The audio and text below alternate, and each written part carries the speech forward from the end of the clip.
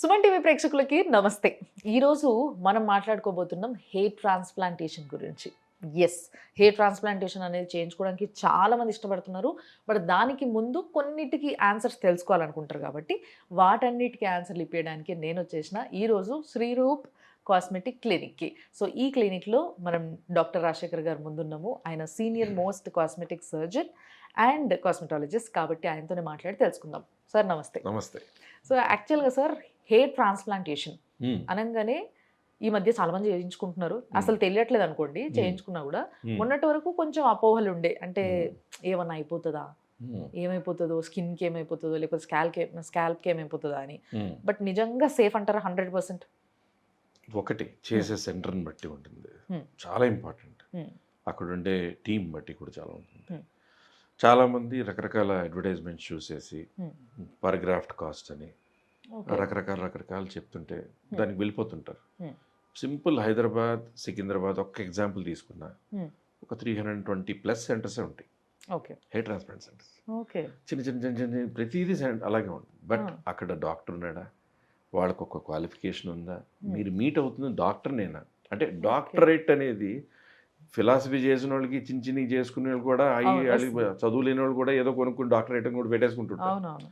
అలా కాదు, ప్రాపర్గా మెడికల్ ప్రొఫెషనల్గా మెడికల్గా డీల్ చేస్తుందంటే మెడికల్గా అతను డాక్టరే కాదా, ప్లస్ వాళ్ళకున్న క్రెడెన్షియల్స్ ఏంటి, వాళ్ళకి డిగ్రీలు ఏంటి, గూగుల్లోకి వెళ్తే ఎవరెవరు ఉన్నారు, వీళ్ళకున్న రివ్యూస్ ఏంటి, వీళ్ళకున్న ఎటువంటి వర్క్ చేస్తారు, బిఫోర్ ఆఫ్టర్ పిక్చర్స్ ఎటువంటి, వీళ్ళ డిగ్రీస్ ఏమైనా ఉన్నాయా గూగుల్లోనే, ఇవి చూడాలి.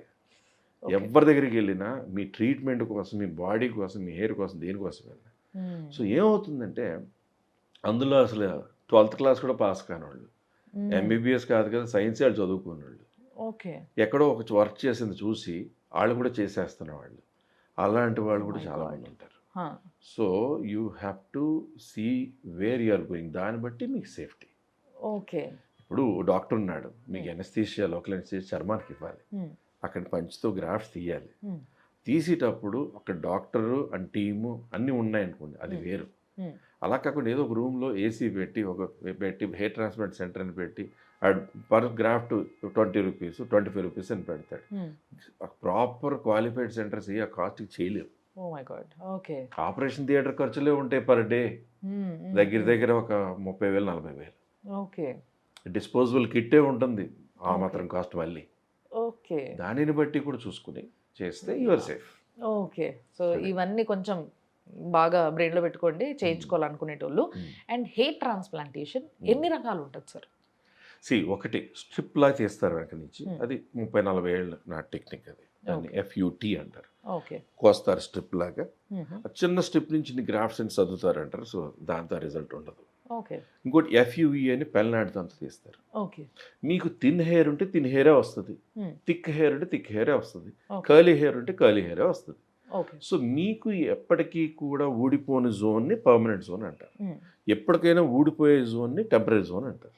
అది జెనెటికల్గా పేరెంట్స్ నుంచి, మేనమామల నుంచి, తాతల నుంచి ఒకరికి వచ్చే క్వాలిటీ. అది బ్రదర్స్ ఎదురు ఉన్నారనుకోండి, ఒకరికి ఉండొచ్చు, ఒకరికి ఉండకపోవచ్చు, అదే జీన్స్ అంటే. సో దాన్ని మేల్ ప్యాటర్న్ బాల్నెస్ అంటారు. సో అలాగా వెనక నుంచి పంచెస్లా తీసేదాన్ని FUE అంటారు, ఫాలికల్ యూనిట్ ఎక్స్ట్రాక్షన్. ఒక యూనిట్ అంటే 2 హెయిర్స్ 2 రూట్స్ ఉన్నా, 3 హెయిర్స్ 3 రూట్స్ ఉన్నా, ఒక హెయిర్ ఒక రూట్ ఉన్నా, దాన్ని ఫాలికల్ అంటారు. అందులో ఎక్కువ గ్రాఫ్ట్స్ ఉన్నాయి, కావాలని సెలెక్టివ్గా తీయాలి. అలా అది పెయిన్లెస్గా తీయడం, పెయిన్లెస్గా పెట్టడం అనేది ఆ సెంటర్ స్పెషాలిటీని బట్టి ఉంటుంది.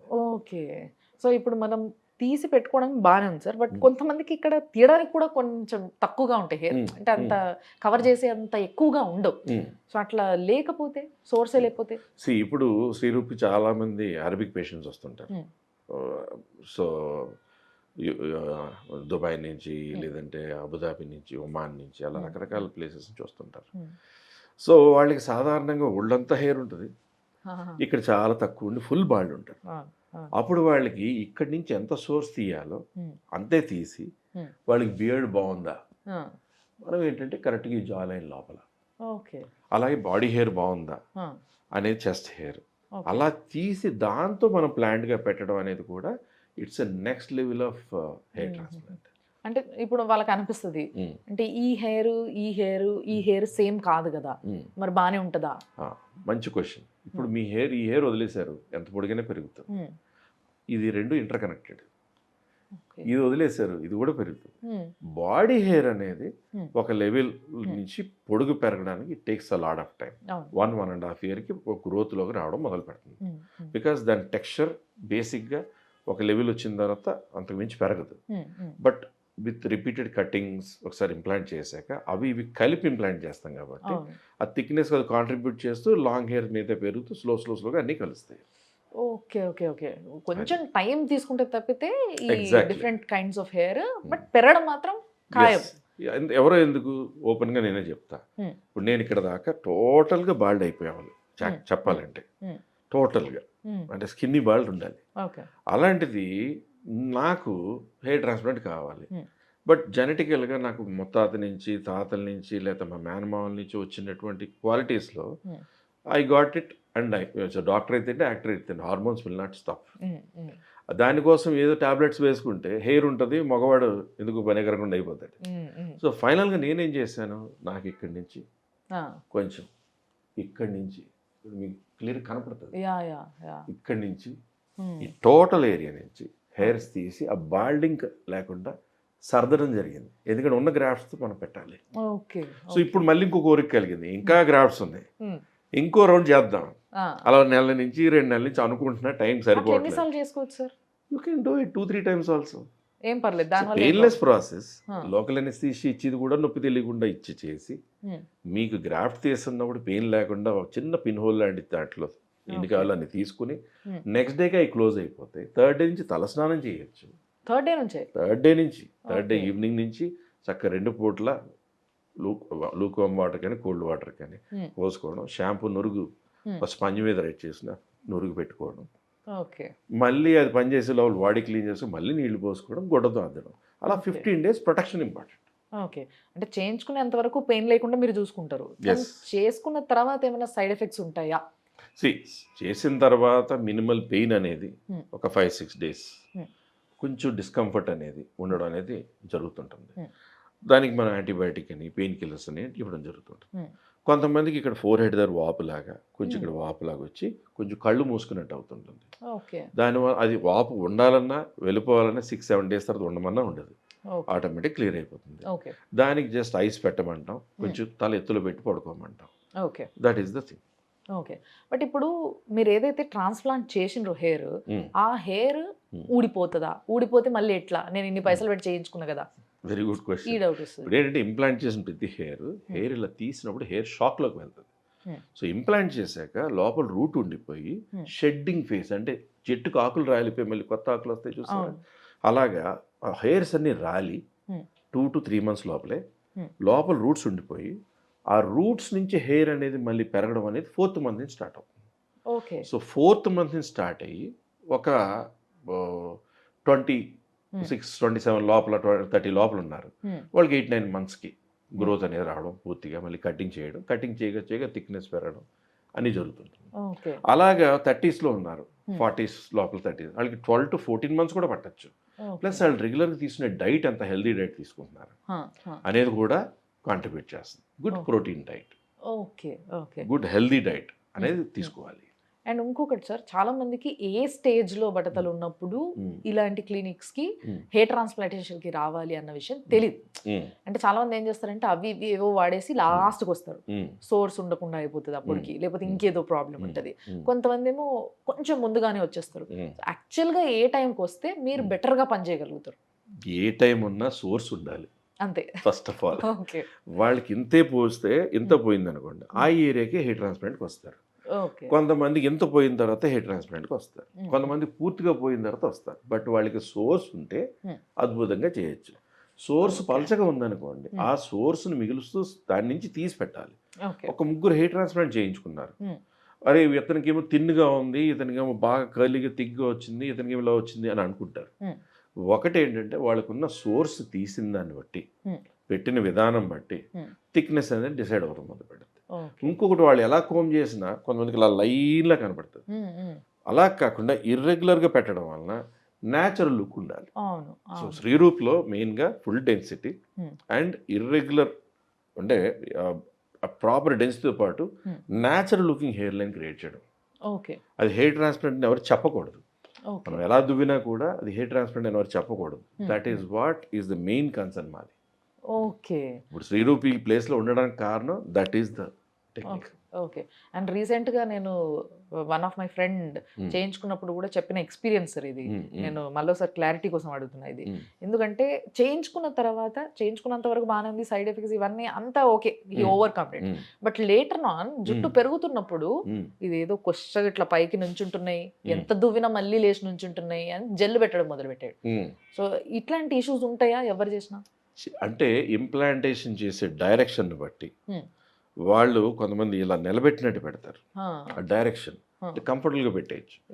అలా కాకుండా మీరు నిజంగా హెయిర్ ఉండి షేవ్ చేస్తే ఏ డైరెక్షన్లో హెయిర్ పెరుగుతుందో ఆ డైరెక్షన్ పెట్టడం అనేది ఎనటామికల్ హెయిర్ ట్రాన్స్ప్లాంట్. అంటే నిజంగా మీకు హెయిర్ ఉండదు అన్నట్టు ఉంటే ఎలా ఊడిపోయిన తర్వాత పెట్టాలి అనేది మోస్ట్ ఇంపార్టెంట్. ఇక్కడ ప్రొఫెషనలిజం అర్థం అయిపోతుంది. ఇది బాగుంది సార్ నిజంగా. Exactly. అంటే ఈ విధంగా చేయించుకోవాలి అని అంటే మీరు నిజంగా శ్రీరూప్ క్లినిక్ కి రావచ్చు.